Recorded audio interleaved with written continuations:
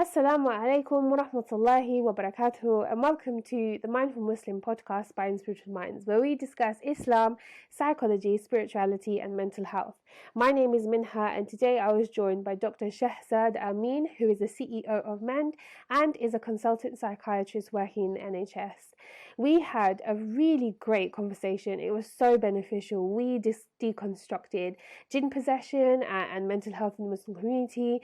We spoke about the lifestyle of Muslims nowadays and how that impacts our mental health. We spoke about Islamophobia online, his experiences of growing up in the 70s in the UK, and so much more. It was such a reassuring conversation as well with a Muslim medical professional in the NHS, and it was just so beneficial and super interesting. So please do keep listening and make sure you leave us a review and let us know what you think. Your feedback is really important for us to keep growing and to keep progressing. We are here to cater for you, so please do let us know what you want to hear. And if you're interested in being a guest or would like to suggest a guest for a future podcast, please email us at podcast@inspiritedminds.org.uk. If you would like more information on Inspirited Minds, who we are and what we do, please visit www.inspiritedminds.org.uk, or you can find us on all socials at Inspirited Minds. Jazakallah khair for listening, and may Allah reward you in abundance for supporting us.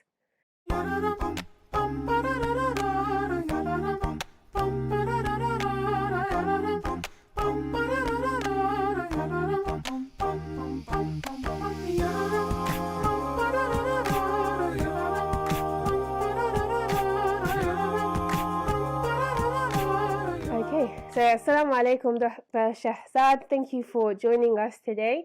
So we at Inspirited Minds obviously are big fans of yourself, and we know a lot about what you do. But for our audience members, if you could just tell us a bit about your background and what you're currently up to.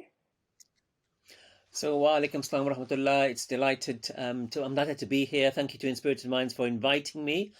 I said my name is Dr. Shazad Amin. I am a psychiatrist by training. Currently, I'm the Deputy Chair and Head of Creative Media at MEND, which stands for Muslim Engagement and Development. And we are basically a non-governmental organisation, and we aim to tackle Islamophobia, primarily in the UK, by getting Muslims actively involved in media and politics. That's basically my current role, really. Amazing. Let's talk a little bit about MEND. Obviously, what's been happening over the past few years since 9/11. I mean, Islamophobia has been up on the rise. And you know, your background in mental health. Can you tell us a little bit about is there a connection between Islamophobia and mental health? If so, what are those connections? Have you seen any trends recently? Yeah, I mean, maybe useful perhaps if I go back to how I got involved in MEND in the first place. Perhaps we can come back to the issue of the overlap a little bit later, if we may. You mentioned over the past few years, you're absolutely right, Meena, basically the situation has got much worse over the past few years, but Islamophobia didn't start 3-4 years ago. It started a long time ago. And it's changed in various forms. And I guess for the current generation of people, and people of my generation as well, I think obviously since 9/11, the situation globally has changed vis-a-vis the attitude towards Muslims worldwide, really, yeah? So certainly since then, of course, in 7/7 and various other things that have happened, I think Islamophobia has become much more prominent in the UK political scene, really. I mean, I remember growing up, in the 70s, I'm that old basically, yeah. And in the 1970s, some people of my age will remember we had a party called the National Front, and the National Front basically were a far right party. But what's interesting about them is they didn't distinguish between different types of brown or black people. They hated all people equally. They basically, were against Hindus, Sikhs, Muslims, Black Afro-Caribbean people, Jewish people, Irish people, all those groups put together, really. And that's only one generation ago. And now we see political parties in this country like the EDL and other parties who are not just here across Europe as well, who are specifically against Islam and Muslims. Yeah, and that's been the big change in recent years, that Islam has become a focus of people's kind of anger for all sorts of reasons, as it were. So Islamophobia, therefore, has really crystallized into a much bigger entity than we ever had 30, 40 years ago. So that's something really worth bearing in mind. Yeah, absolutely. And I think, when you just said you were growing up in the 70s, I mean, when somebody experienced Islamophobia or any type of racism, mental health or how it impacted your well-being probably wasn't something that came to mind, right? Not really. I mean, growing up, obviously there was racism as such, yeah. So, the usual P word, N words, that kind of thing. You got a bit of that at school, all of those kind of things. But growing up, we weren't really aware of Islamophobia as such. We weren't basically singled out because, in a sense, we were part of an ethnic group which didn't distinguish between Muslims and Sikhs. And I remember growing up, I happened to have a lot of Sikh friends and just playing in the park and things. And when we were playing together, we weren't really aware of our different identity as such, religious perspective. Obviously, when, in cricket, when India played Pakistan, then it was very different, of course. We were on different sides then, yeah. It was very different then because then all our nationalistic things came in. But in terms of our religious identity, not really. And ironically, of course, we spoke the same language. So we had a shared bond there and ate the same food, that kind of thing. So interesting, you think about parallels here between the here and the partition. Growing up, living with the Sikhs and things, really didn't feel that at all in my childhood. Absolutely. And when we talk about Islamophobia, I mean, everyone's experienced some form of Islamophobia, whether you look Muslim, visibly Muslim, or you don't. And when I first had experienced an Islamophobic attack, everybody was like, mashallah, you're so strong for going through that. You're still wearing the niqab, you're still wearing the hijab. But not once did anybody sort of say like, you've been attacked for something you believe in. Are you okay? How are you mentally doing? How are you coping? And I had experienced things like agoraphobia and PTSD, and I'm still super vigilant in public. And in those times I didn't really know what it was. I didn't really know what to call it, and everybody was like, oh, you're so brave, and I felt like, oh no, should I be feeling this way? Can you comment on a little bit about that? Like, do we talk about mental health enough when it comes to Islamophobia? I think, yeah, we'll come to Islamophobia in a moment, but I think if we step back first of all to understand what you're saying and why people didn't mention it, or we have to look at really the status first of all of mental health in our society in general, and then talk about it as a concept within our own communities, and I mean Muslim communities, Pakistani, Bangladeshi, Indian communities, as it were. So first of all, in wider society, one of the reasons I got into mental health in the first place is it's a very poorly understood and highly stigmatized still area of health, yeah. So whereas you can easily and openly talk about having a heart attack or breaking your leg or something like that, or having cancer, and if you have those kind of illnesses or conditions, you are very likely to elicit a lot of sympathy, yeah. A lot of people ask you how you are, do you want help, do you want this, do you want that kind of thing, and it's something you can talk about openly, sitting on a train or on public transport. However, if you have a mental health problem, it's very different, yeah? So having depression, PTSD, agoraphobia, all these kinds of conditions, they are not things we can easily talk about. And part of the problem there is society stigmatizes them to a very high level sometimes, yeah? So the initial reaction isn't one of sympathy, it's a mixture of different emotions, maybe suspicion, maybe, even antagonism, maybe something wrong with you, or something wrong with your personality, or your iman, or whatever kind of thing, yeah? So automatically you're on the defensive. And that's why people don't like talking about these things, because they generally speaking, they don't get the same reaction as we do for physical health. In fact, why should it be any different? I mean, at the end of the day, the brain is an organ. So just like your heart can have problems with your heart, your brain can as well. So when the brain malfunctions, in a way, you get depression, anxiety, and all those things. When the heart malfunctions, you get having a heart attack or angina or things like that. So objectively, it shouldn't make a difference, but society doesn't react in the same way. Now, that is a problem in society in general. And I have to say, there's been lots of moves on public education over the years. It's got better over the years, yeah? Not that much better in some areas, but certainly better. However, in our own community, it's a much bigger problem, yeah? And I've given public talks about this as well. Mental health in Muslim communities is a separate topic altogether. Because not only do we have the overall stigma, there are specific stigmas attached to mental health in our own communities. in two main areas. One is basically linked to our ethnicity, yeah, and how we perceive it within our community. So, for example, having mental health problems can be a significant barrier to a person finding a marriage partner, a rishta, for example, yeah. So, if you disclose that information, it can be a major issue, especially for women, because people will see that very negatively. They won't, if you disclose a history of heart problems or asthma, it's not a big deal, yeah, because people feel sorry for you, yeah. If you say, well, I had a history of depression, people think, well, hold on, something wrong with you, is it genetic? Can you pass it on to your kids? All that kind of thing comes into it, really. So that's one aspect of it. We have a particular inbuilt suspicion towards mental health, yeah? And then from an Islamic point of view, we come into the area of, well, actually, is it because you've got, poor iman? Or there's some kind of weakness there, or some kind of deficiency Islamically, some deficiency Islamically, as it were, in you, yeah? And then, people can bring into all of that, jinn possession, all of that. Are you possessed? All this kind of thing comes into it.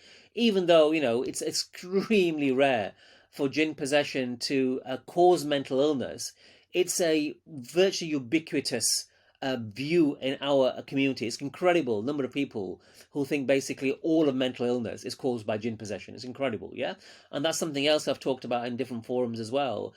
So we have particular problems really in our own communities in understanding and being sympathetic to the nature of mental illness in general, yeah? And that's a big problem. And that therefore means that if you do have it, people feel inhibited to talk about it, even to their own family and friends, yeah?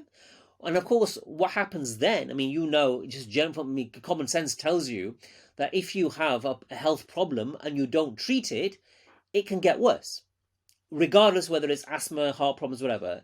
So what tends to happen, people tend to cope with mental health problems by not talking about them, by keeping them quiet, modifying them, sweeping them under the carpet. You try and hide it from people, you carry on. Of course, that only works to an extent.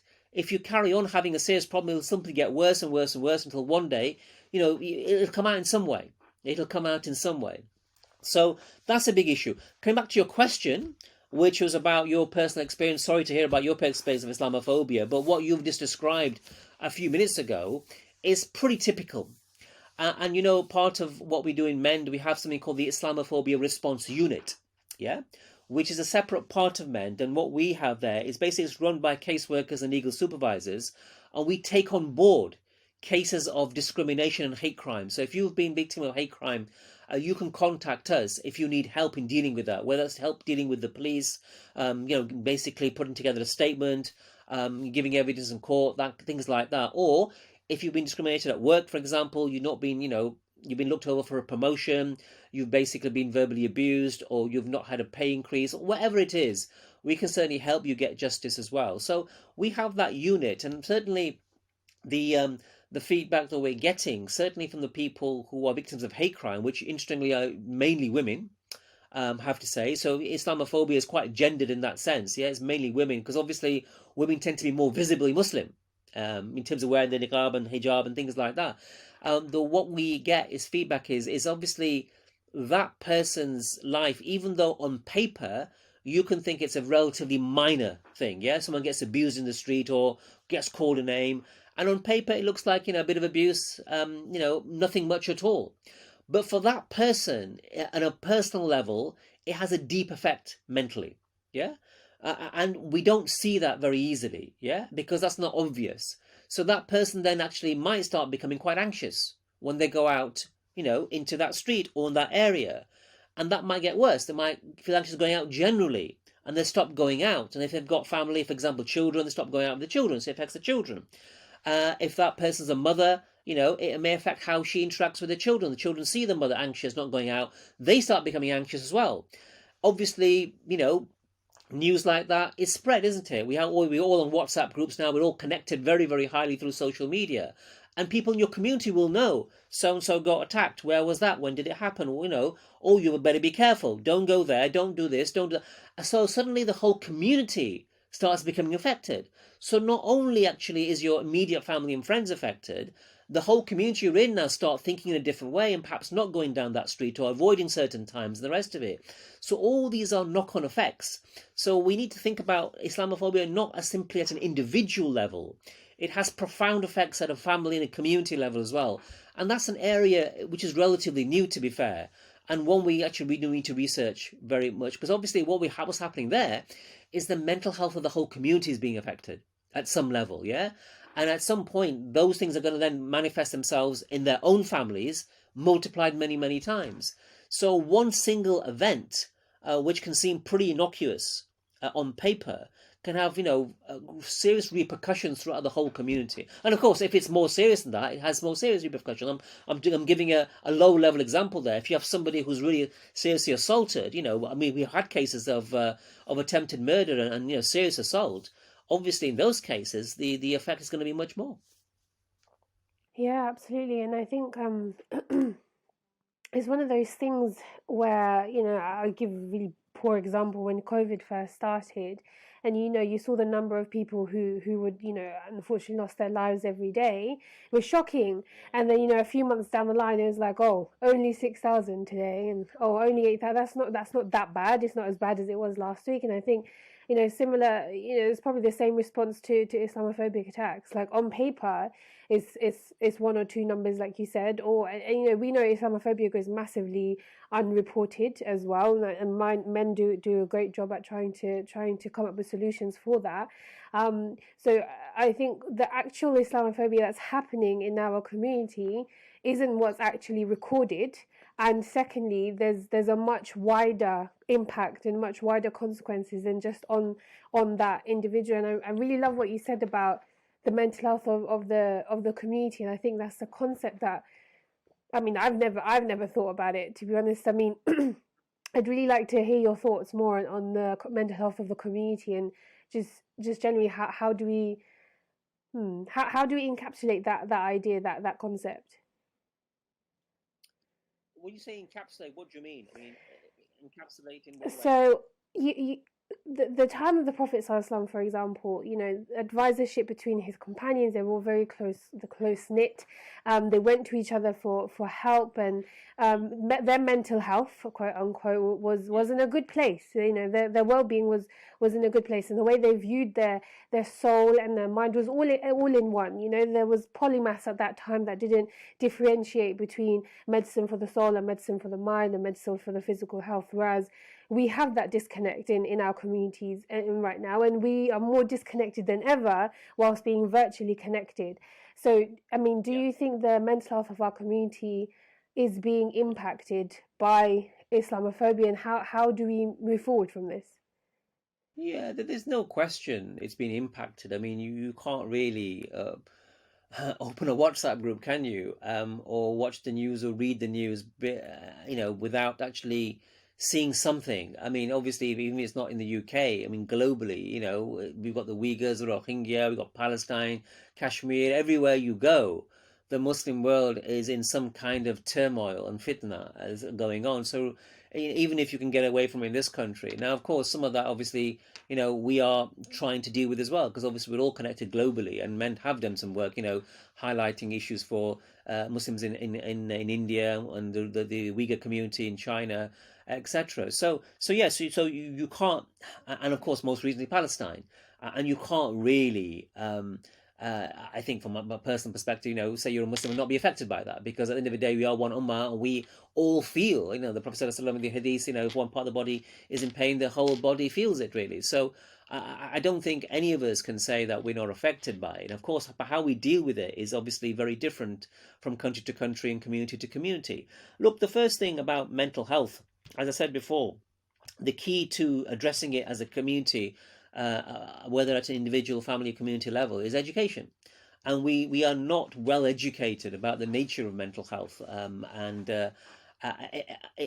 actually what the nature of it actually is, really. And as I said, it comes down to some basic education and basically challenging some of the the misconceptions. So the one I mentioned before, I'll mention it again. It's a very important one, and I might expand on that if I may. So in our community, the issue of mental health being closely linked to jinn possession is a very, very widely held belief. Yeah. Now, of course, as Muslims, we do believe jinn exist. Of course they do. And they can interact with the human world. But that's extremely rare. And certainly in my career, I've never even seen a clear-cut example of jinn possession causing mental illness. Yeah. And certainly talking to various scholars and other people, I think the frequency is extremely low. It's 0.1% or even probably lower. Yeah. So it's a very, very, very rare event. However, it appears to be almost ubiquitous in terms of our understanding of how mental illness operates. Yeah, and that virtually everything is caused by jinn possession. Now, why is that? Well, first of all, it's a culturally held belief, yeah, and it's spread through generations. But also, it's more problematic than that in many different levels. So, if I explain, one of the problems is one of the ways it's problematic is that if you believe mental illness is caused by jinn, that almost takes away your responsibility of doing anything about it. Yeah? Because look, we're helpless, aren't we? What can we do? This person's possessed. What can we do about it? Yeah? What you don't then look at is, why is it your wife is depressed? Yeah? What are the causes of that depression? Is it because of the family she's in? Is it because she's got 6 children, has got no support? Is it because she's living in poverty? Is it because she's basically getting abused by her neighbors? All of those things come into play, yeah, rather than simply dismissing it as jinn possession and you need to do taweez for her and this and that for her kind of thing, yeah. So it takes away that kind of thinking, and at a personal level, it also makes it easier for people to project other reasons. So, for example, again, if I give the example of supposing, my wife or my daughter is actually mentally ill, yeah, well, that may be because of how I'm treating her. It may be because I'm controlling her, or she's a victim of domestic violence or whatever kind of thing. But then I have to look at myself and to reform myself before I can help her. Whereas for me, it's easy to say, well, she's possessed. Take her to the, the imam or some kind of beer and do some taweez for her and you sort her out. Yeah, she has the problem, not me.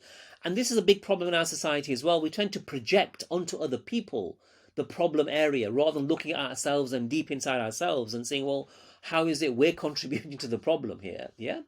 And then the third issue worth bearing in mind is obviously there is a big industry in this country that's almost underground, where basically not all faith healers are like this. Some faith healers, can take advantage of people, and people advertise, basically if you're possessed, you can go and see this person, and for a fee they will do special prayers or give you taweez and this and that kind of thing.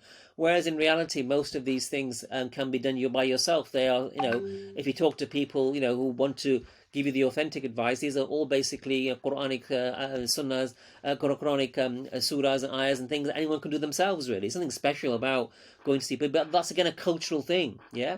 So people will get emotionally and financially exploited with this kind of area. So worth mentioning that. So again, I think in terms of mental health in general, we can certainly improve a lot as a community by educating ourselves, yeah, as to what the causes of mental health are. And again, that doesn't mean, some people think, you have to then choose a religious perspective versus a dunya perspective, basically secular medicine versus Islamic medicine.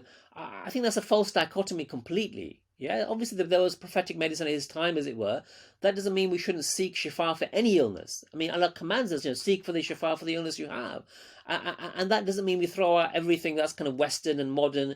Obviously, you have to balance these things, yeah? I mean, people rely too much sometimes on one or the other. Yeah. So on the one extreme, basically, we say mental illness, it's you don't need medicines for that. Just do dua, improve your Iman, read more Quran kind of thing. Even though if you try and do that, I mean, the irony is that if you are severely depressed, for example, yeah, one of the signs of severe depression is actually losing religious conviction. Yeah. Your religion becomes weaker and you have problems concentrating and focusing. So simply telling someone who's severely depressed to actually pray more or read more Quran is actually not helpful at all, because they're going to try and do it and they won't be able to do it, and that'll make them even more depressed. They'll feel even more inadequate, and they'll feel even more distant. So some of these reactions that we have aren't helpful at all. So on the one hand, we have people who simply say you basically have to do dua and dhikr and Quran and salah. That's all there is. And on the other hand, people say, well, actually, forget about all that. Just take lots of antidepressants and things, and you'll be fine. Yeah, but the reality is, you do both. Of course, you take the medication when obviously it's prescribed and it's appropriate, but you do dua as well, and you ask for Allah's help, because at the end of the day, the shifa comes from Allah. Yeah? But of course, the means to it may well be medicine you get from your GP. So I think there's a bit of a false dichotomy that we need to kind of integrate those two things. And the two things for me have never been separate at all. Yeah? And I think you need both. Yeah? Having said that, on the other side of the equation, I think in today's society there is far too much reliance on medication.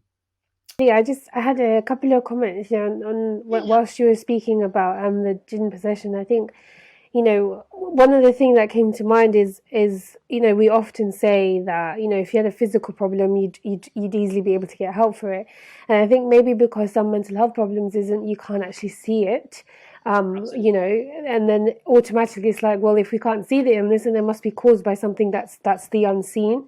And it just, it's a really simplistic way of viewing an illness and the human as a But whole. it's so just it's complete nonsense, of course, because look Yeah, at COVID. You can't see the COVID virus, can you? absolutely. Coronavirus. Yeah. That's caused havoc in the world, as it were. So that's part of the unseen as well. Yeah, yeah, If you absolutely. And I really love how you deconstructed with the impact of jinn in our community, and by blaming it on jinn possession, black magic, sihr, and all of that, you do take away the responsibility. And I think equally, by blaming it on jinn possession and black magic and the unseen, you also contribute to this idea that mental illness is contagious, and you shouldn't go and visit somebody who's depressed and unwell, because the jinn might come and get you as well. It's almost like there's this bogeyman kind of thing happening.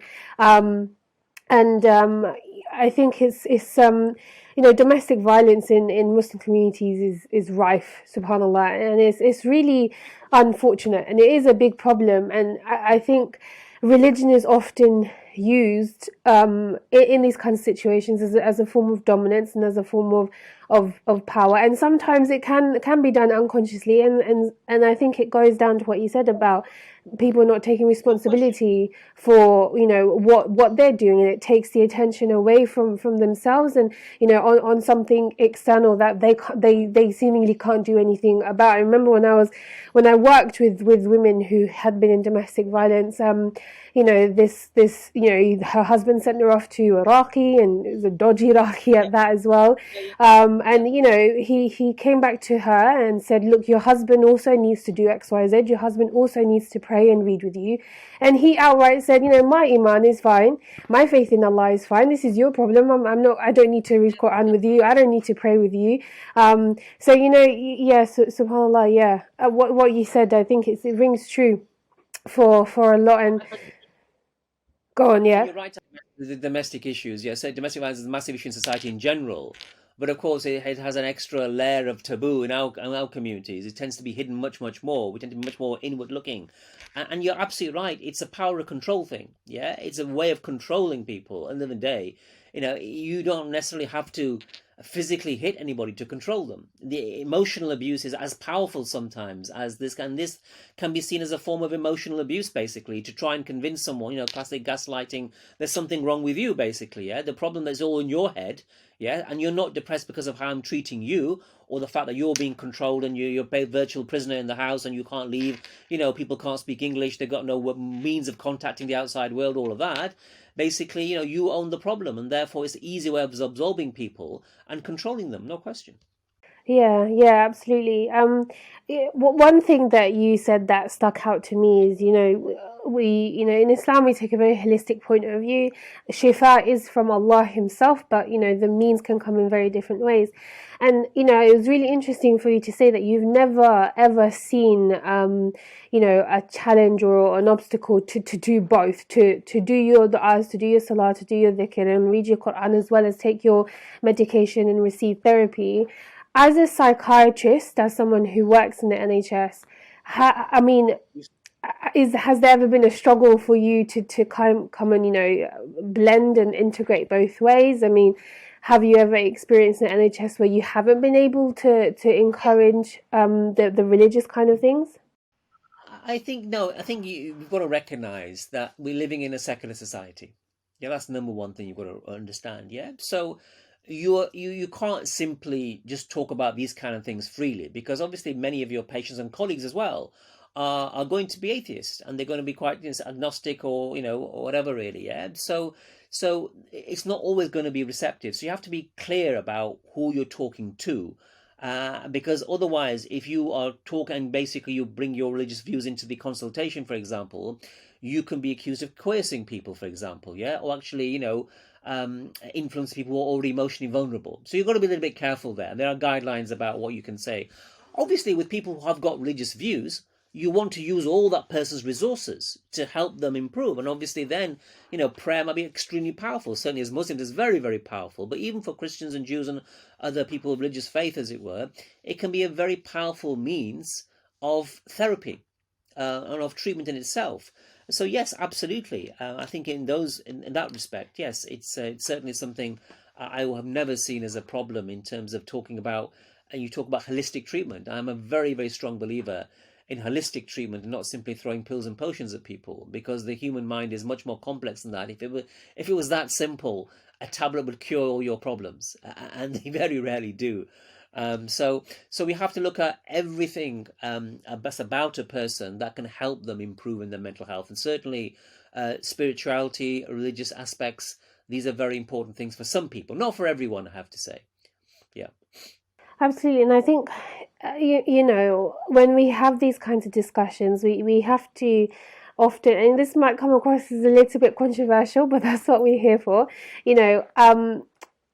This dunya and this life wasn't meant to be easy, and it wasn't supposed to be 100% perfect all the time. And, we're not supposed to be happy all the time, because if we did, then what would we be striving for exactly? And a lot of people, would say, as when I've mentioned this before, a lot of responses have been like, "Oh, so were we made to struggle?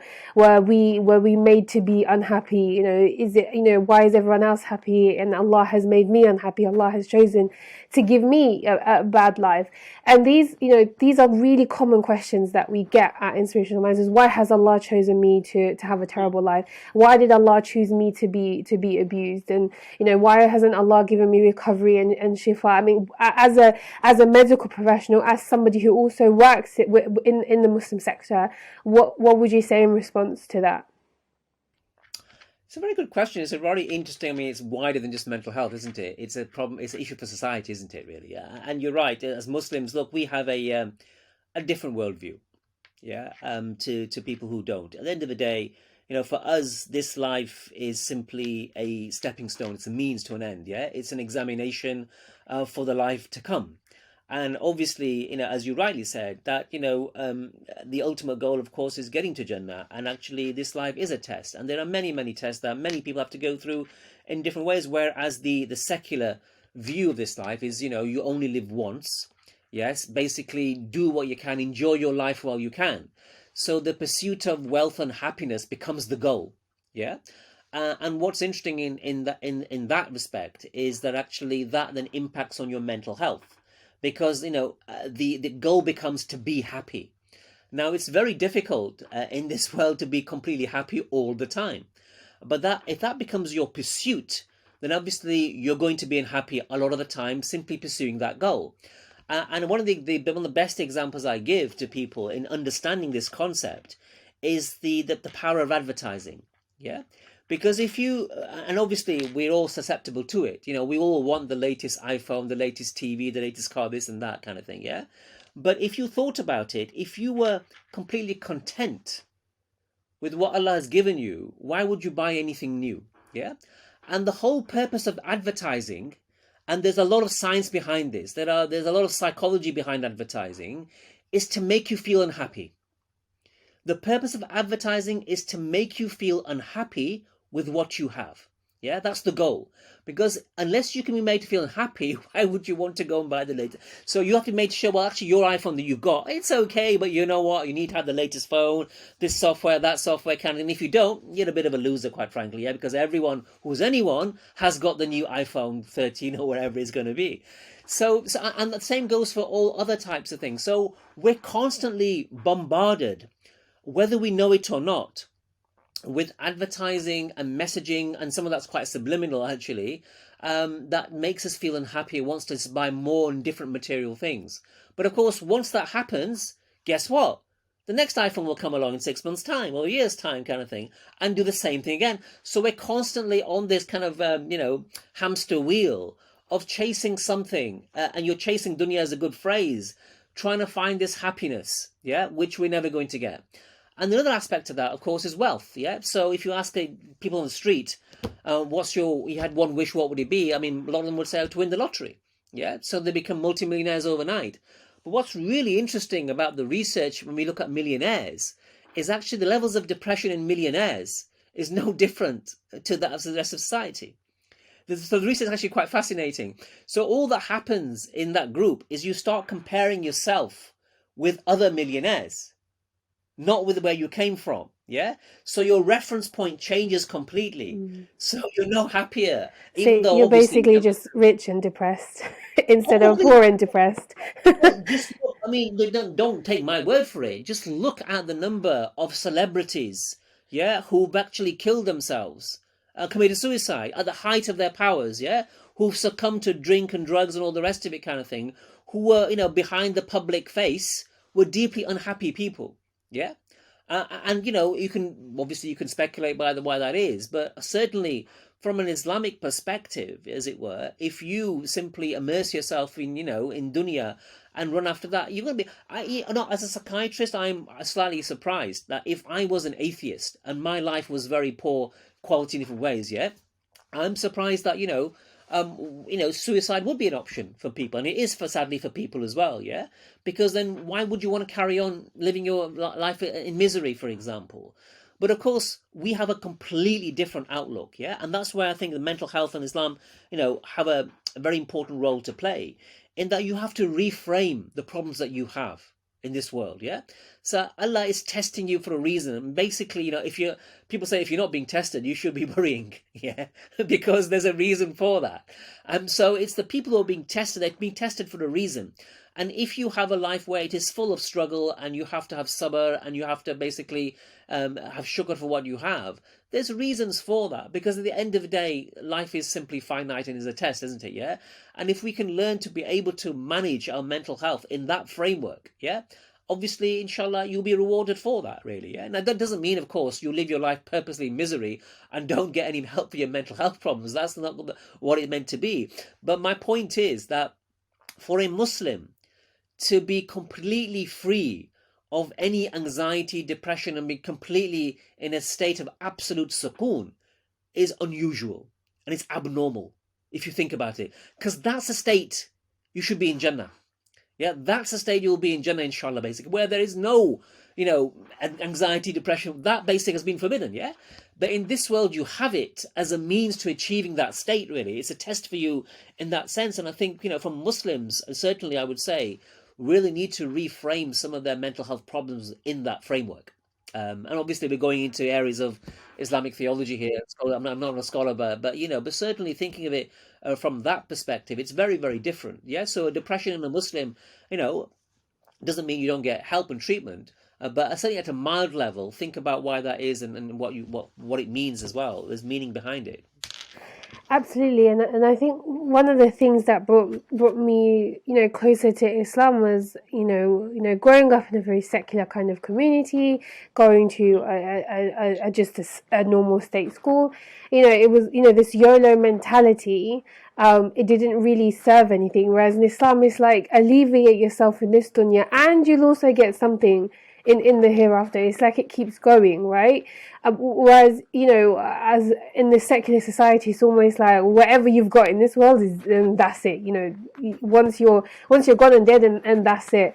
And I think, I'd like to bring in gratitude here without, trying to imply that if you're struggling with your mental health, it means that you're ungrateful, which is also a very, it's a pain point in our community as well.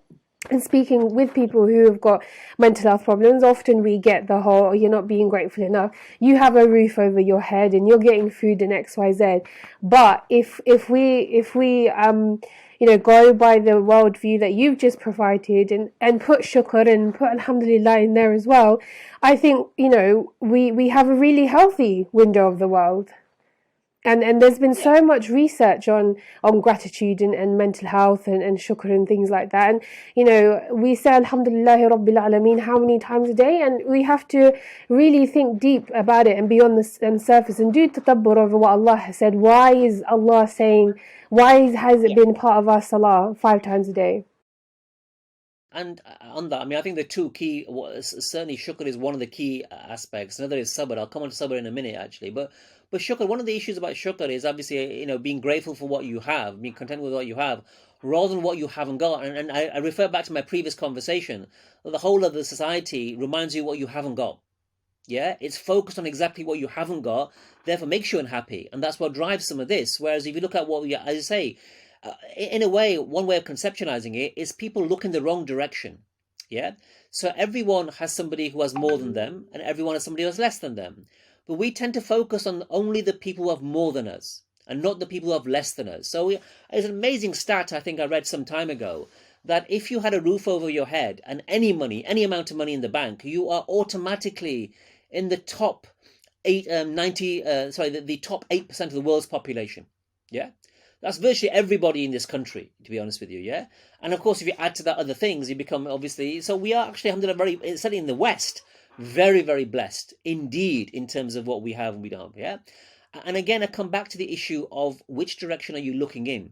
So, you know, in today's society, we are obsessed, and I'm not talking about Muslims here as a general society, including Muslims, I have to say, because what's happening in the Muslim world now is simply copying what's happening in the Western world. There's virtually no distinction in terms of popular culture, you know, kind of thing. It used to be, but not anymore. So we are obsessed with celebrity culture, for example. Yeah? Look at all the magazines, Hello, this and that kind of thing, with what the wealthy have, what the pop stars and the sports stars, they kind of have, yeah? And if you think about it, there's lots of lists, aren't there? There's a top 100 wealthiest people in the world, top 100 this kind of thing, yeah? So we're obsessed with people at one end of the spectrum. Have you ever seen a list of the most poorest 100 people in the world? Yeah? Or the most, you know, that doesn't happen, does it? No one cares about that. No one's interested in that. Whereas that should be actually your reference point for you to say, Alhamdulillah. Yeah, because when you see those people, how they're living and how they're living their lives, yeah, and you look at what you have, I'll tell you, you'll be very grateful. Yeah, and so it's changing the mindset, isn't it, about which way are you looking in society? Yeah, because, you know, if you look the other way, it'll make it much, much easier for you to say basically Alhamdulillah and have that shukr for all the ni'mah that you have, yeah, and rather than simply obsessing about what you don't have, which is what society is driving you towards. It's a different way, different mindset. And on that, the other key concept is sabr, which goes along with shukr, basically, isn't it? The concept of having this beautiful patience. And with that, I mean, it's worth mentioning, I mean, one of my talks I do talk about this, because even sabr in society in general is seen as a very positive attribute. So in the 1960s, there was a very famous psychological experiment called the marshmallow experiment, yeah, which they did on children. You might have heard of it, yeah? And just for your viewers base who don't know, what they did in the 1960s, a psychologist called Walter Mischel and his colleagues, I think in American in the 60s, 67, something like that, anyway, they took a group of children, age 4 to 7, and they put them in a room, and they recorded what was happening, and they put in front of them a plate with one marshmallow in it, yeah? And they said to the child, look, we're going to leave the room now, and you're going to be here with the marshmallow, yeah? You've got a choice now. You can either eat the marshmallow straight away, or if you can wait 5 minutes, you'll get a whole plate of marshmallows, yeah? So the child has a choice, yeah? And what they did, they videoed people, and it was quite funny to watch. I mean, the children, you know, what they would do kind of thing, and could they pick it up and put it back kind of thing.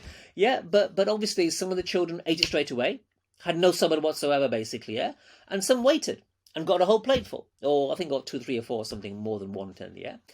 And what was interesting about that study is not, in a sense, which children did what kind of thing. What they did is they followed up those children 20, 30 years later, as they were adults now, married, you know, jobs and things, yeah? And they looked back at how successful they were in terms of their education, qualifications, whether they ended up in prison, things like that. And they looked back and divided them into those who resisted, they might have sabr, those that didn't.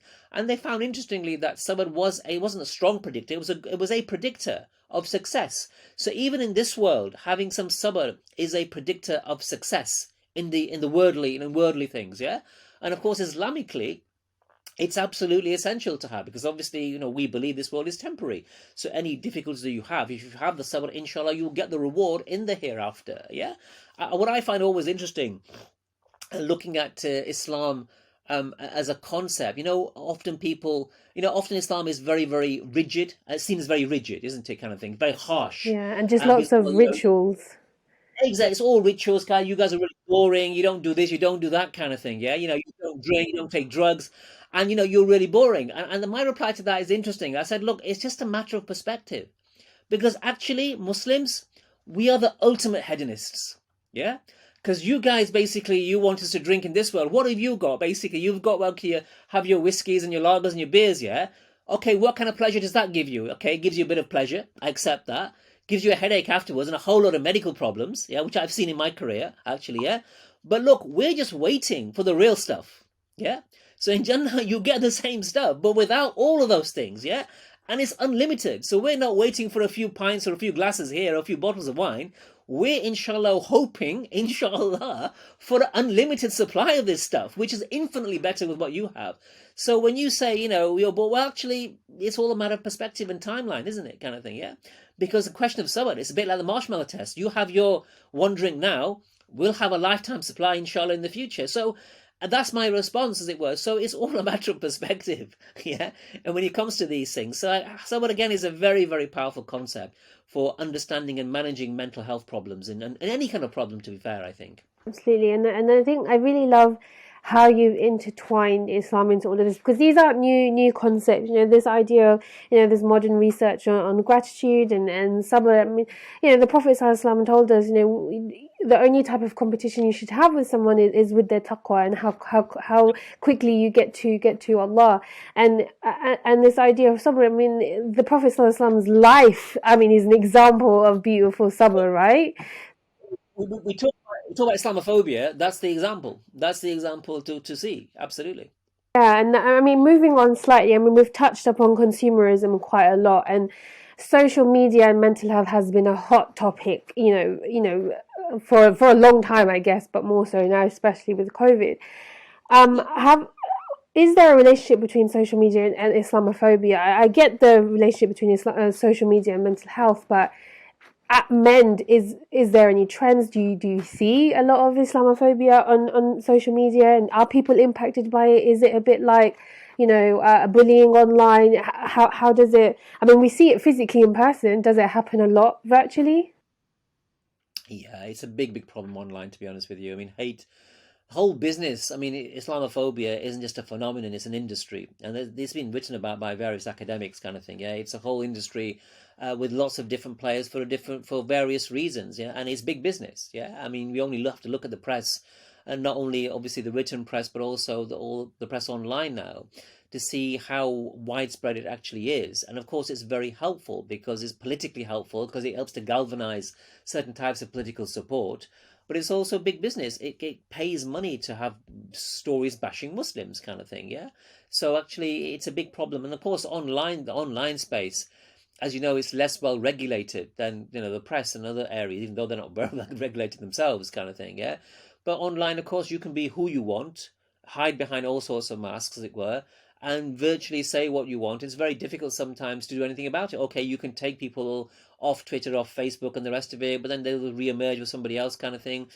So yeah, online hate crime, is a big problem, and obviously we're working with various other people, and the government's looking at this really, but yes, I think Islamophobia does affect people because they see it. I mean, not only a personal level, you can be cyberbullied at school, for example, through social media very easily. So at an individual level, it can affect people, and I know we know that virtually all young people are now connected, aren't they? So now you can be, you can bully someone across the world basically very easily. But so on an individual level, it impacts people, but also at a community level. Yeah, when you see basically our communities being treated in this way and double standards and the rest of it, kind of thing, then obviously it's going to affect societies in general, and that's exactly what we say.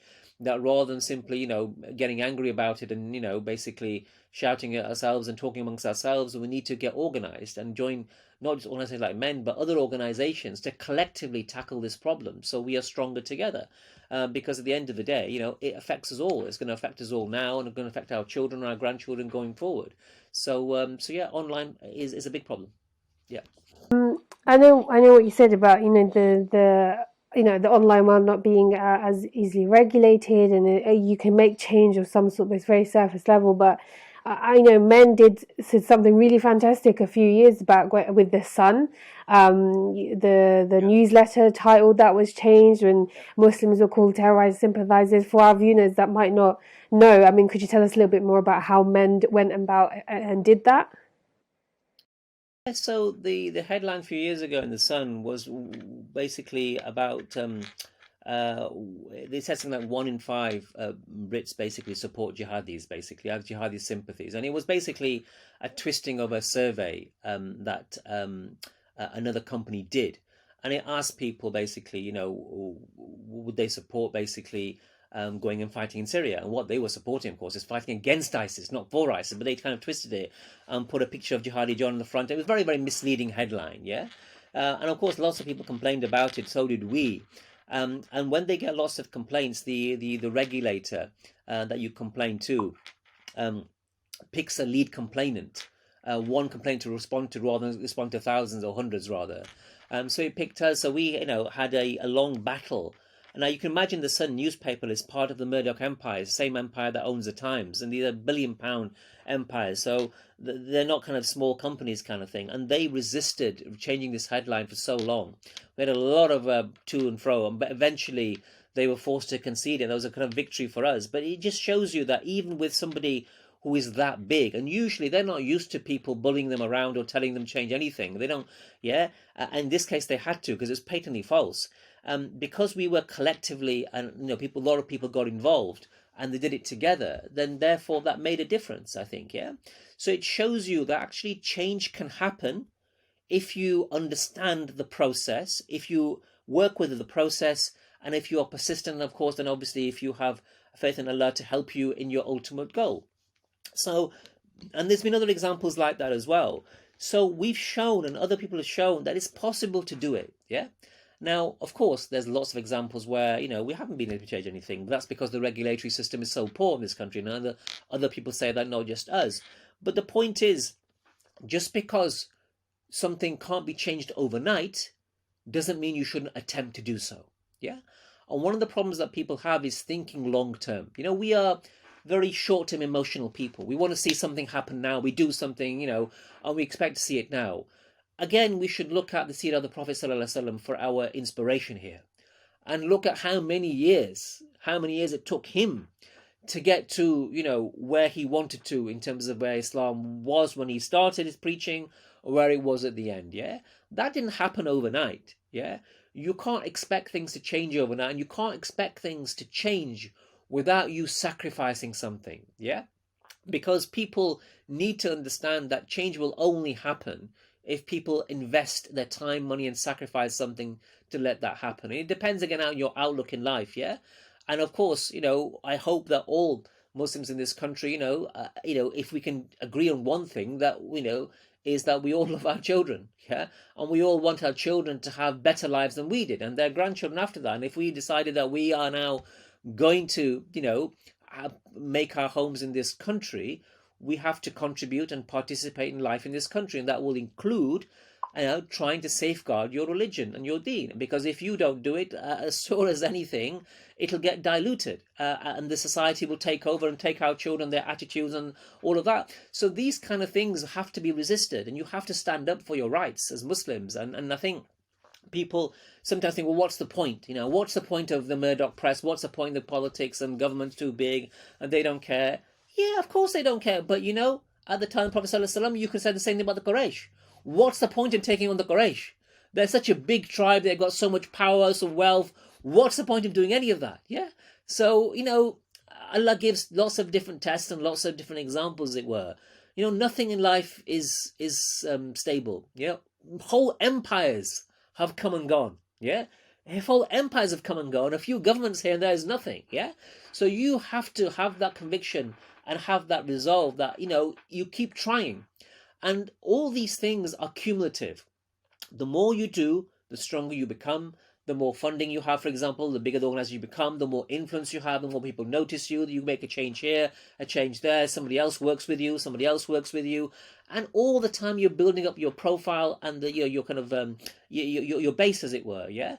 So I think to say that really is a very kind of short-term defeatist, and but I would say personally, it's not befitting of an Islamic outlook. To be honest with you, to think just because we haven't seen Islamophobia kind of overcome in our time, it will not happen. Look, I'm not in any illusion that Islamophobia, this journey we're on, is not going to be solved in my lifetime, maybe even not my children's lifetime.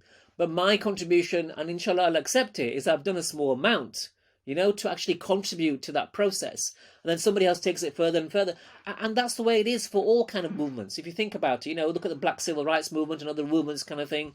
They didn't get to where they wanted to overnight. It took time. Yeah, and just like Islam wasn't spread overnight, kind of thing. But when it came to a certain tipping point, then of course it was much more successful. But we have to have that kind of long-term vision as well, I think. Absolutely, and I think it's the saying of working smarter than working harder, and I think with Muslims, like for Palestine is a very current subject. When I mean the Palestine-Israel conflict has not it's not a new issue, but this year it got a lot of attention. And when it first started, Muslims were doing everything everywhere, boycotting absolutely everything, and it really wasn't making a difference. And then when the whole targeted boycotting happened towards Facebook and I think it was Twitter, maybe not Twitter, but it's definitely Facebook, and with the ratings on the App Store, it plummeted when Muslims got together, and non-Muslims, when they targeted specific people, their followers went down massively. They retracted their statements, and it's just sad, subhanAllah, that it takes a massive issue and just complete genocide like Palestine, Israel, and the Uyghurs and the issues happening in Burma. It takes things like that for the Muslims to come together and do something smart and think about it, think about something long term. There's an issue with Palestine every single year, right? Usually in Ramadan, and Muslims will get together, they'll put a few things on social media, and then within a week, people just forget about it. And now, I'm still seeing posts on social media. People are still writing things. People are still, retweeting and things like that. So, I mean, in your time working at MEND, have you seen a shift in the Muslim community in any kind of way, whether it's attitudes, whether it's working together, whether it's responding to Islamophobia in a specific way? Has there been a... Inshallah, there is change happening. Obviously, my experience primarily with MEND, and obviously we only kind of formed in 2014 as such. I've only been around for 6-7 years, and we've grown considerably in that amount of time. So yes, I think people are now becoming much more aware of these kinds of issues. There's still a long way to go. As you say, Palestine's a great example. We are still very heavily influenced by emotion and things that are happening across the world, which is inevitable because we're human beings. We react to these kind of things, yeah. But actually, most of Islamophobia, certainly in this country, isn't at that level. Number one, and it's much more subtle and structural in its nature, how it discriminates against you. It's not overt at all. Alhamdulillah, we're not having the problems that we're seeing in with the Uyghurs, for example, or India kind of thing. Basically open abuse, blatant. Yeah, it's much more subtle in this country. And what's one of the challenges for us is that when we are kind of trying to convince people to buy into the cause or do something for this area, it's very difficult because people can't see any obvious tangible benefits. What is the benefit actually of understanding how the political system works, yeah, or how your vote is used, or how you lobby an MP, or why should you engage, get people in the media to report. One of the difficulties we have in our community is we're all obsessed. I mean, I'm a doctor by training, yeah, but I think next generation we need to invest a lot more in people becoming policy makers and politicians and journalists and editors and things like that, because these are the people who run the country. Yeah, doctors and dentists don't run the country. We have no problem having Muslim doctors and dentists and run the NHS, as it were. But we don't run the country. And the country affects, how the government functions affects all our lives. And what we haven't invested in as a community is actually those kinds of roles, yeah? Because if you think about it, those kinds of roles are extremely influential in ways that we don't think. Look, let's take Palestine as an example. Yes, Palestine is interesting only on the news when, let's face it, Palestinians are being killed, yeah, or something's happening to them, yeah. What do we think is happening the rest of the year? Well, everything else is still happening. They're still being oppressed, abused, all of that, but it's not on the news anymore because it's not basically something newsworthy. Now, who determines whether something's newsworthy or not? It's news editors. They will tell us what is newsworthy, what's ranking highly, what's trending kind of thing, and they will decide what goes as the first lead item on BBC News tonight. Yeah? Now, I can tell you tonight, there's hundreds of stories that could be the lead item news. It could be stories from India and China, but they probably won't be because something else will be determined by a news editor. This is what we're going with, and who influences them? Where they've been influenced from? Where's their training come from? Where their attitudes come from? Yeah. So if we think about it, because we haven't got people in those key areas, and another good example is a picture editor. A picture paints 1,000 words.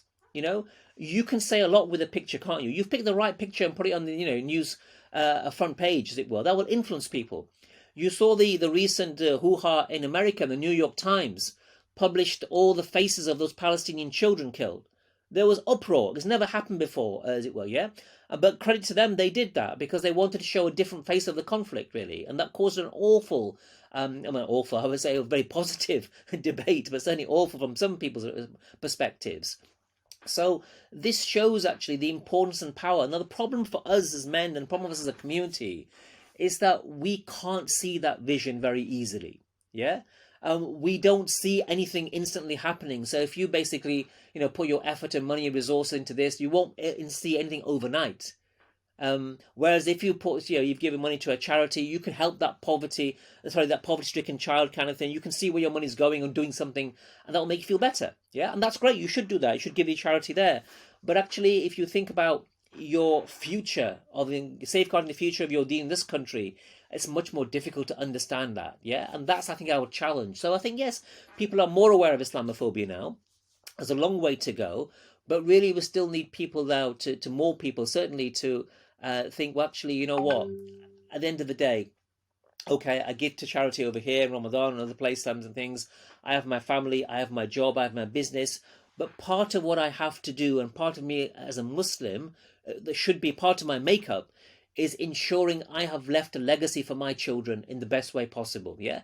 And I'm not saying it's just MEND, there are other organisations as well, but obviously MEND is the one that's closest to my heart, because I think it's the one that best kind of tackles this problem, that I want to basically help in some way. Everyone helps in different ways. I'm not saying give up your job and join MEND. You can help in a lot of different ways, but do something to actually improve and safeguard the future of your child Islam in this country, because if you don't do it, sure as hell no one else will.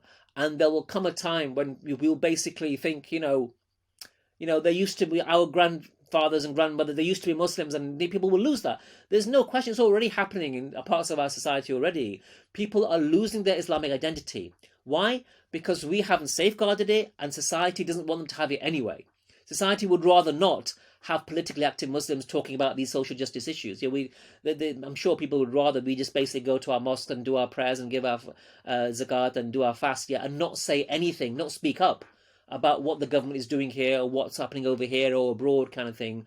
But at the end of the day, as Muslims, it is our duty and inherent upon our deen to speak up, when there's injustice. And that's something I passionately feel about.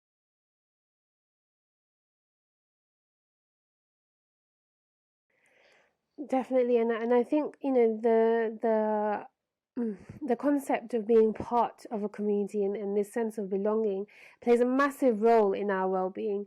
This this feeling of belonging to a home and belonging to a community, and feeling like you're welcome, and that you have a sense of community. It's not just our immediate people that we see at the Jamaat. It's not the sisters that we see at the halaqah circles. It goes much beyond that. And the hadith where the Prophet ﷺ likened the ummah to one body. It's not just physical pain. It can be applied to everything.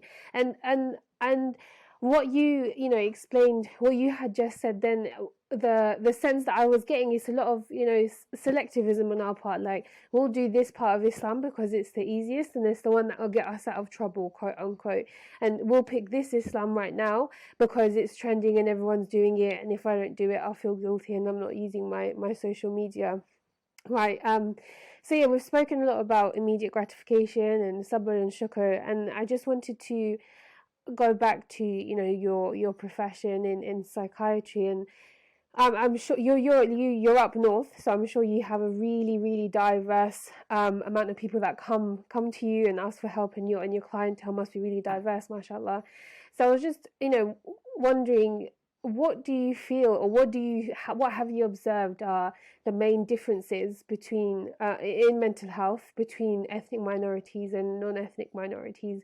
Is because, for example, at Inspirited Minds, one of the things that we've found is a lot of people talk about psychosomatic issues. So they might not necessarily say that they've got depression, or that that they've got these cognitive distortions per se, but they'll complain a lot of physical problems, and that they're getting down because of their physical problems. Another issue that we find is scrupulosity as well, religious OCD. That is a huge thing at Inspirited Minds. We get a lot of people saying that they have really negative and terrible thoughts about Allah and Islam, and to a point where some people even feel suicidal because they feel like they're doing shirk. That's more specific to the Muslim community, but what have you sort of observed about the differences in mental health? Yeah, so obviously there are religiously related mental illnesses specific to the Muslim community, and you've given a couple of good examples there. And in fact, I, on a personal level, I've had OCD, and my OCD started with wudu, basically doing wudu, as it were. So, I can go into that if you want me to, but certainly there are lots of things related to that which I think are specific. In general terms, though, I guess, obviously mental illness affects everyone. It doesn't look at your religion or your skin color or the rest of it kind of thing at the end of the day. So, it affects everyone worldwide and different communities. But in terms of the Western kind of English-speaking community, as it were, I think people are a little more open in talking about these things now. Whereas I think in our communities, there's still a lot of taboo and stigma in openly talking about something, yeah? And it almost takes longer to get to the heart of the problem, because people will give you half a story or tell you something they want you to hear or is acceptable to hear. And then when you go into it more deeper, you find actually the root of the problem is the marital relationship or something of that nature kind of thing, yeah? Whereas you were told a different story before. So it is a bit harder, really, from that respect. The other thing is, because it's a bigger taboo and stigma I've already talked about, mental illness in our communities tends to present later, certainly serious illness. So serious illness, for example, you might come across psychosis, where people have delusional false beliefs or hear voices. Schizophrenia, you might have heard of as severe mental illness. For example, those kind of things actually are often hidden within families sometimes, yeah? People don't present, or they go off to see a peer and try this taweez and that taweez. And I've been surprised actually sometimes, because people sometimes, can take years going round the houses, and eventually when things get so bad, their family have to take them to the A&E or the doctor and get them treated, really. So again, that's really quite sad that people are not presenting not presenting early enough, because the longer you leave mental illness, in some cases, the worse it can be longer term for you, yeah? And in some cases, I've already mentioned that people aren't even presenting at all. They are simply locked into a cycle of going to see people who are peers and imams and that kind of thing. And some of these people do have the knowledge, and they'll say, look, this is where you should go. But some of them don't, and some of them will exploit you. I remember being a junior doctor working in Nottingham many years ago, and I was called to the house to see a man who was in his 60s of Pakistani origin, He was an elderly man upstairs. He had a lot of medical problems, diabetes, heart problems. But when I saw him, he was clearly hallucinating. He was seeing lions in his bedroom and all sorts of things, trying to climb out to the bed and the window. And his wife was there and his two sons were there. And I said, look, clearly he's mentally ill. I said, look, he needs to come into hospital. It could have had a stroke, could have had a heart attack, it could be an infection, could be anything affecting his mental faculties. So I need to take him into hospital now. And they looked at me and went over into a corner of the room, had a bit of a conflab between them. And they came back and said, you have to take him right now. I said, yeah, of course, right now. He's clearly very unwell and needs treatment. I said, why? I said, can we bring him in later tonight or tomorrow? I said, what have you got to do that's more important than bringing your father into hospital? And they said, we've got to go to Birmingham. We've got to go and see our Pir. And I said, that's interesting. So their first kind of thought was, let's go and see the Pir. I said, look, you're not putting him in a car and taking him down the M42, okay? I'm not going to allow that. I'm going to basically insist that you have to come into hospital now. And you can ask your Pir to come to the hospital here. But that's not happening. But what I found that really interesting is that their first thought, was actually to go to the Pir, which was interesting considering, you could have had all sorts of things. But again, we have that mentality as well. So not only we're presenting late, we're presenting just that subculture of looking at imams, looking for religious cures for things which are medical problems, essentially, yeah? And then obviously you have the other stigma of discussing with anyone. So even if you do go and see a GP, you want to give them half a story, you don't want to see a referral to a psychiatrist, you don't want that on your record, and all the ideas about psychiatrists are going to basically, commit you to hospital, throw away the key, lock you up, label you insane, all of that kind of stuff comes into it as well.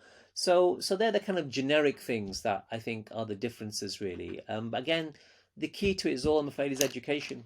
It comes back down to that simple thing. If we were better educated as a community, these problems would be much less, much less.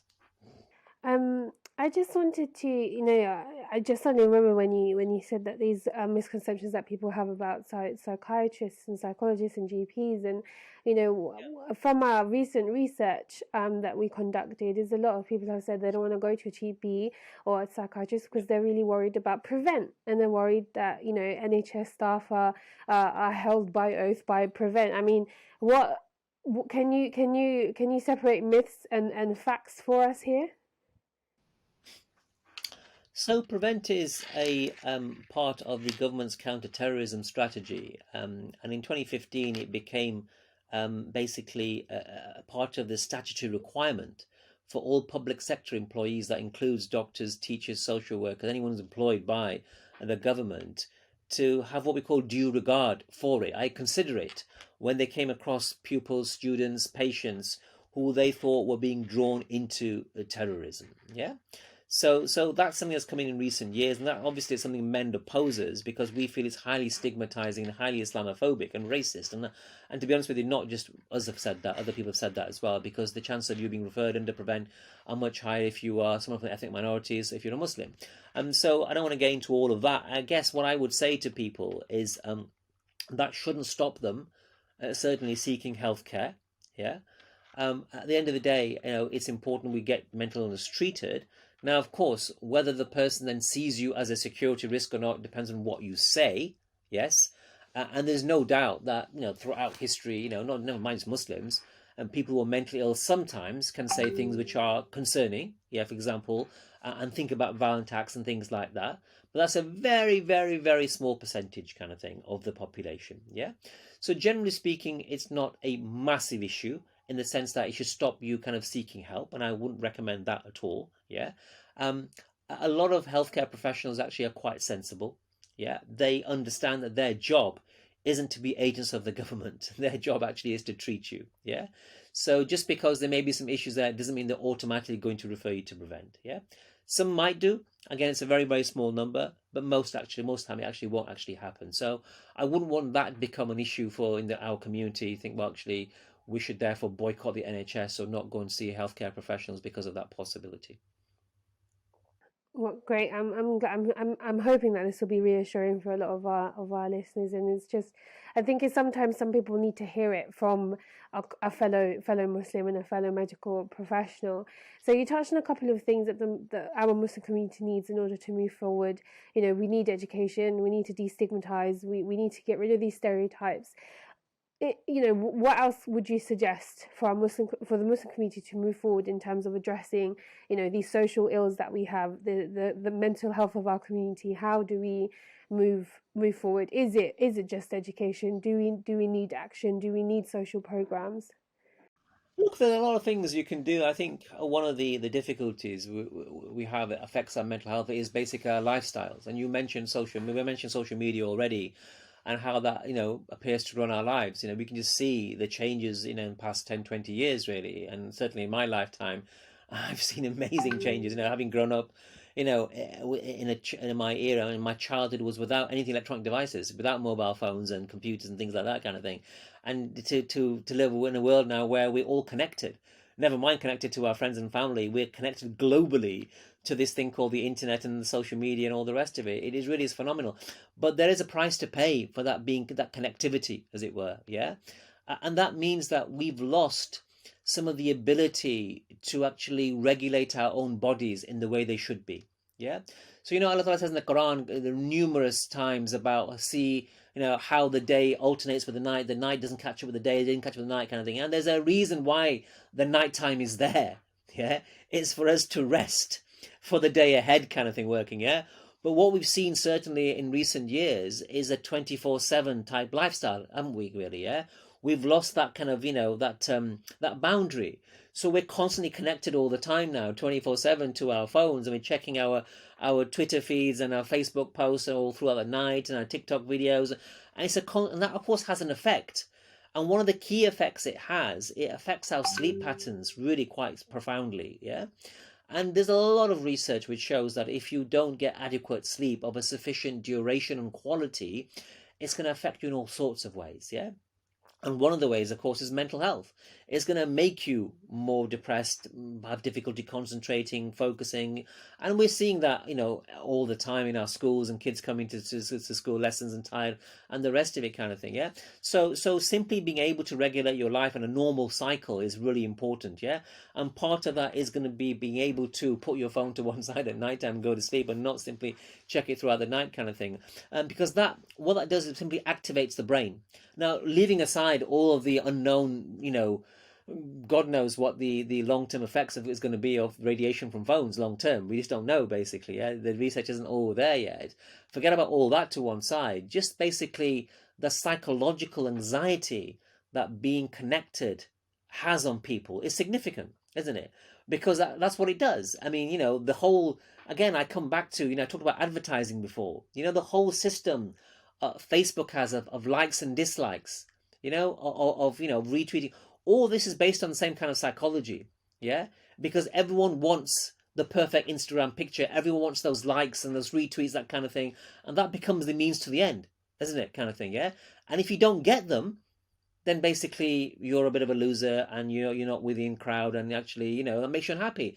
Therefore, you're kind of constantly trying to chase the likes and the Instagram posts and all the rest of it, really. So whole of social media, again, is a bit like advertising. It almost perpetuates ideas that you're not as good as other people, or you need to do better, or whether that's there's a whole area, for example. It's been shown that people are much more depressed now about their facial appearances. Seriously, there's a lot more people going for cosmetic surgery now because of social media, and also because of the pandemic. We're on computers all the time, so we're looking at our faces all the time rather abnormally, actually. Yes.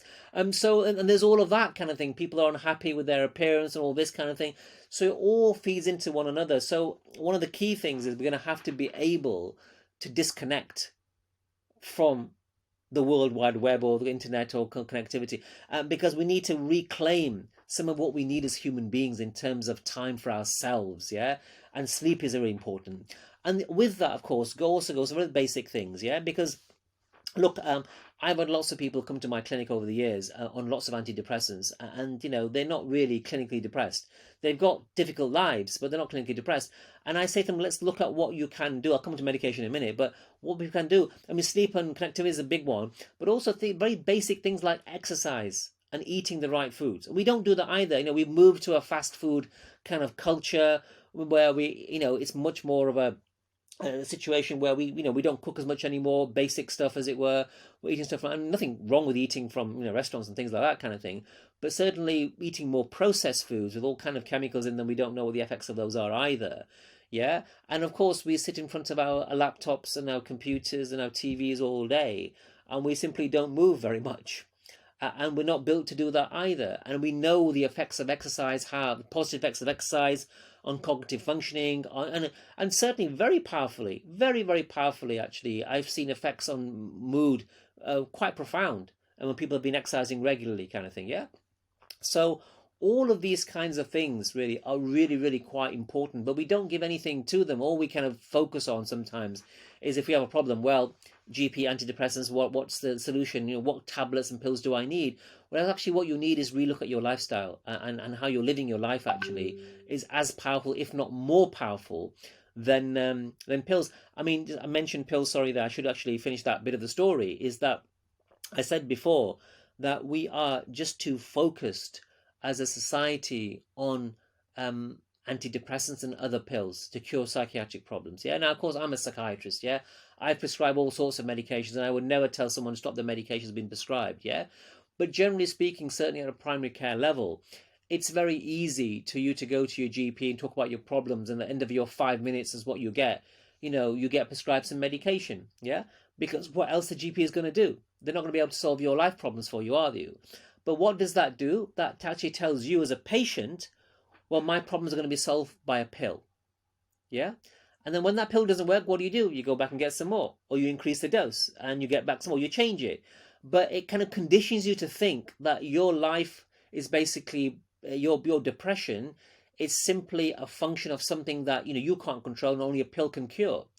And I've had so many cases of people come to me, tell me their story, and I say, look, this is really bad news, but your life isn't going to be made better by a pill or any number of pills. Yeah, it's going to be made better by you looking at making some life choices and changes, and actually hoping, inshallah, the slow change comes with it. And people are quite surprised by that, because they've been taking these things for years sometimes, actually. And so I think that's another thing, that people shouldn't assume necessarily that all their life problems are going to be solved by simply taking a tablet, and they're going to have to look at their own lives and lifestyles and actually start changing those. And all these things are important. So, social media, phones, sleep, exercise, the right diet, all of this kind of stuff will really help give you not only a balanced physical health, work-life and balance, as it were, but also give you a positive mental health balance as well.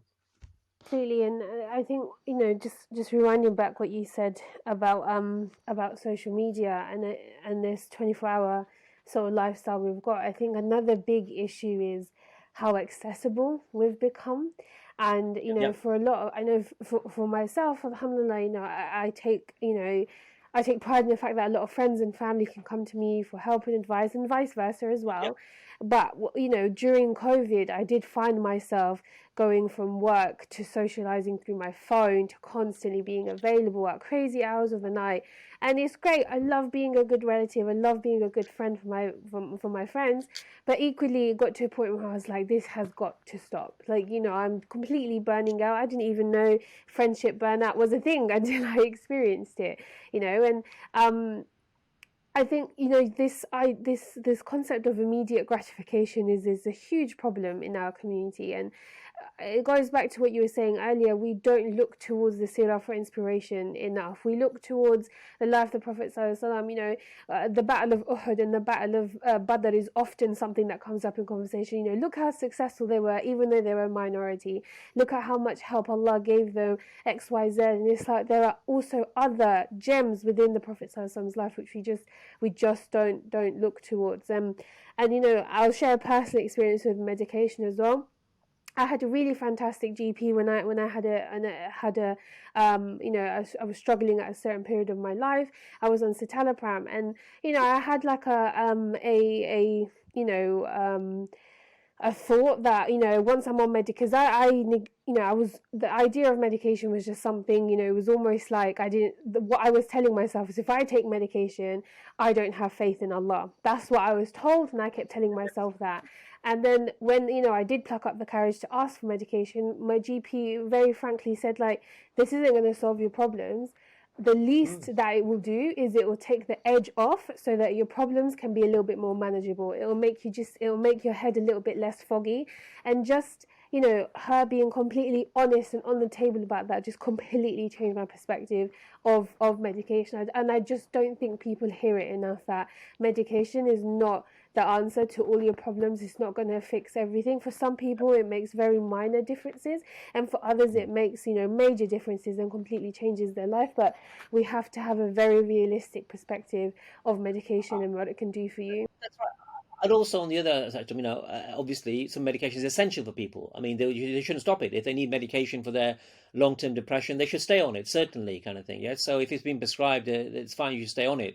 All we're saying is exactly that, what you said, as it were. It's not the answer to everything. You have to balance everything, look at holistic treatments, yeah, and not simply rely on one, because there's too much sometimes placed upon medication as the answer. But again, from Islamic perspective, basically, you have to tie your camel and trust in Allah, not just trust in Allah. At the end of the day, you always leave your camel to wander off and say, pray to Allah. You should tie it first and then pray to Allah as well. So again, this false dichotomy, I think, is a problem, that we think one or the other. And we somehow have this idea that it's un-Islamic, yeah, to rely on medication and rely on therapists and rely on, whereas that's always been part of the Islamic world. The Islamic world were world leaders in medicine. Many of these surgical treatments and medical treatments that we have now can be traced back to some of the greatest Islamic physicians, many, many hundreds of years ago. So it's always been part of our tradition. We've never really, and at that time, that was the golden age of Islam, and, the two things went hand in hand very successfully. So one thing I should have mentioned also, as a mental health and social media, is actually people's addiction to social media. I should have mentioned that as well. Not just use of it, I think, addiction to it. Is that, and WhatsApp is a great example. I mean, it's not quite a social media platform in some respects, but people can kind of get on it and not get off. We're on so many groups now, kind of thing. You go from one to the other, kind of thing, and you feel you have to scroll down, have to know what's going on in every group. And the question is basically, is this fear of missing out, isn't it? That, you need to keep up with all the latest news everywhere. And if you don't, you might miss something, yeah? But that itself creates anxiety, doesn't it? Because a lot of the news that's spread is it's bad news, actually. It's always something awful that's happened across the world, or some kind of conspiracy, some deaths here kind of thing, COVID this, shortage of this kind of thing, someone's been killed, and all that has an effect on you, yeah? If you just basically constantly, consume a diet of negative, bad news all the time on social media, that's going to make you feel anxious. It's going to affect how you think and how you see people. So that's really important as well, is that we all need to have some downtime off this stuff, yeah, and not constantly watch the news 24/7. I mean, when I was growing up, you can only watch the news at certain times. There was a 1 o'clock, 6 o'clock, or 9 o'clock, and whatever it was, yeah, and that was it. The rest of the time, there was no news to watch. Literally no news. You had to wait for it. And now you can literally 24/7 be basically, connected, and that's all you can consume. And that's a problem, I think, seriously, because again, we're not programmed to take all that in. It's just too much. And obviously different people can handle different amounts of news and things like that, but we can't all handle that amount of stuff. But the problem is we basically live our lives on our phones now. Yeah. And actually when we get notifications, we're simply not able to ignore them till tomorrow. You just can't do that, can you? When you get that ping, that light, that kind of notification, you just have to look at it. If the phone is there, you're going to look at it. And you're going to look at it, you get sucked in, and back you are in the same cycle. And that is a problem, I think, mental health-wise. Yeah, I think so. SubhanAllah, I remember a few years ago, when we were on our phone, my dad would be like, I remember the days when you guys used to go out in the garden and play games now. And SubhanAllah, this is the same guy who's now looking at YouTube videos all day long of like Bangladeshi villages and farms, and SubhanAllah, it's like, it's crazy, isn't it? And I think it's impacted everyone, and it's great. Now my parents can speak to their family members in Bangladesh whenever, wherever, and it's fantastic. We're connected more as a distant family more than ever. But equally, mum is constantly on her phone screaming at someone about something, and someone said, and it goes back to how accessible are we, and how much are we letting, do the positives outweigh the negatives? I'm not sure. I mean, social media could be a discussion of itself, couldn't it? Yeah, well, it's quite a simple way of putting it, to be honest with you. Do you control the phone, or does it control you? That's basically it.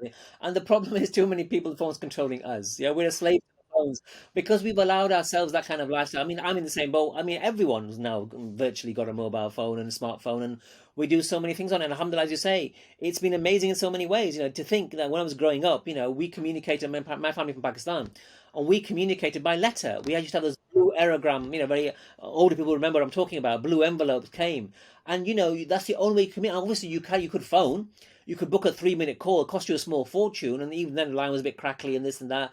And now through a piece of metal and plastic, you can basically talk in real time to your family across the world. SubhanAllah, that technology is mind blowing. Absolutely. And if you think about it in terms of human history, this has never happened before. Yeah, kind of thing. Yeah. I mean, never before in human history have people be connected in this way. It reminds me of the Prophet ﷺ, the Isra wa Miraj. Yeah, when he came back and told that story, they made fun of him. So how can you go all that way to Jerusalem, as it were, in a night kind of thing? And now you practically could go in one night, those places, depending on what kind of transportation you have.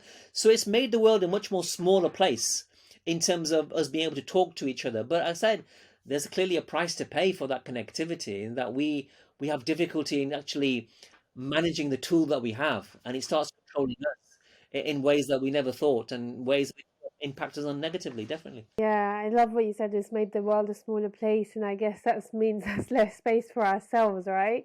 Subhanallah, yeah.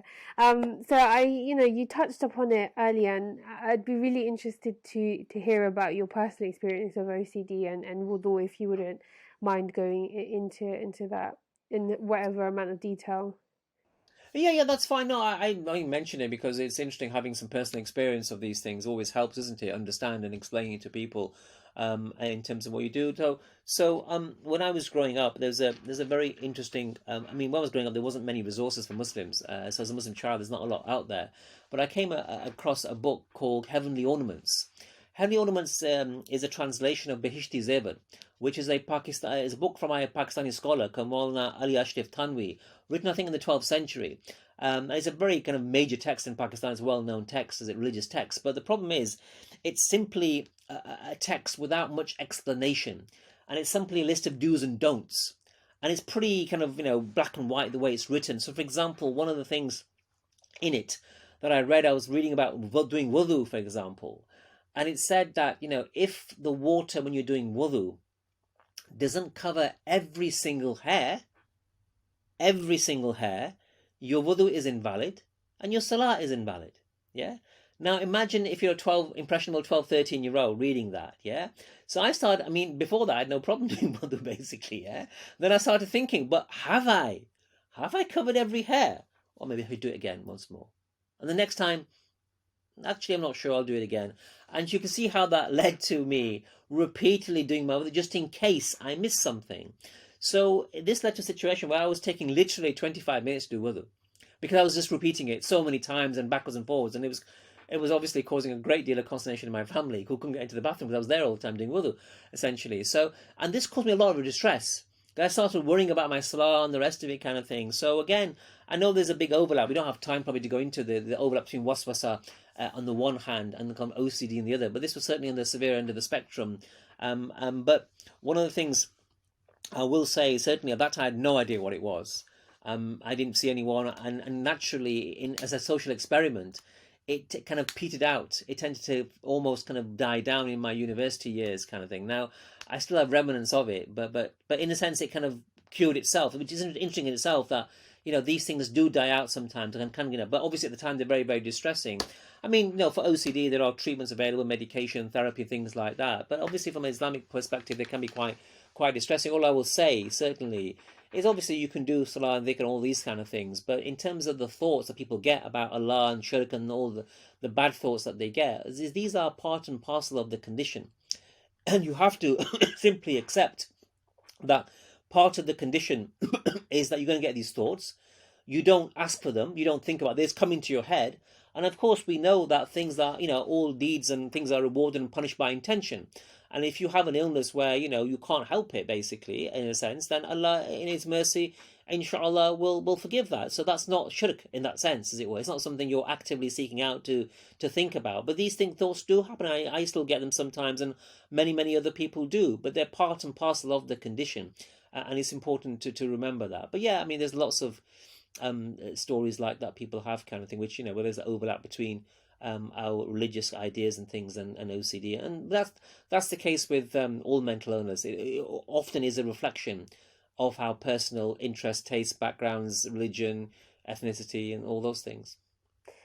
Yeah, I think it's and the way you mentioned that, it kind of gradually sort of left your everyday life as you reached university years, and I'm sure that's due to education. Educated yourself about wudu and the validity and invalidity, or what makes it valid and invalid. And I think it's really important for our viewers to know that OCD isn't just about cleanliness. Even though yours was related to wudu and purification for salah, it wasn't about that. It had nothing to do with the idea of being clean. It was actually about whether your water has reached all your hairs, which is what made your wudu valid. So I think that is really interesting, and jazakallah khair for sharing that. And to be honest with you, most of the time it isn't about being unclean. I mean, most OCD, obviously not religious, I'm talking generally now, is basically two types. One is contamination.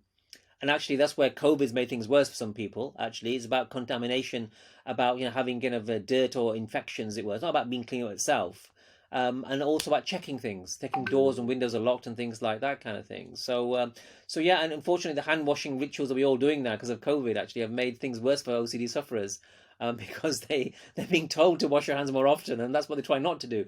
So yeah, it's a difficult one. Subhanallah, may Allah make it easy for those who are suffering with OCD during these difficult times.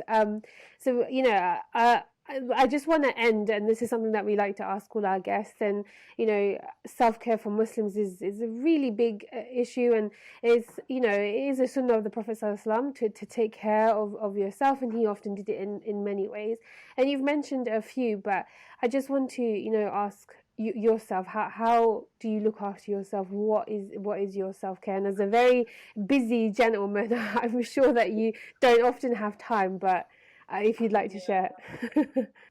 I'm not sure I'm the best example for people to look up to. I honestly don't. I don't think I do it very well at all, to be honest with you. Some of my work life, I mean, you ask my family, they'll say I don't at all. I have no work-life balance, and I don't give them enough time, kind of thing. So I'm not sure I'm the best example. But if I can give some generic advice, as it were. So yeah, I mean, looking after yourself. Look, at the end of the day, as believers, we have to ensure, like I said, it's so important that we have to maintain that link with Allah, and our identity as Muslims has to be strong, and not only has to be strong for ourselves, for our children as well. That's something more really important. At the end of the day, whatever happens in this world, yeah, it's going to be temporary. It's going to end one day, and one day it will literally seem like a dream. One of the most powerful things in the Quran, I've forgotten which verse it was. Allah asks people, in the hereafter, how long were you on this earth for?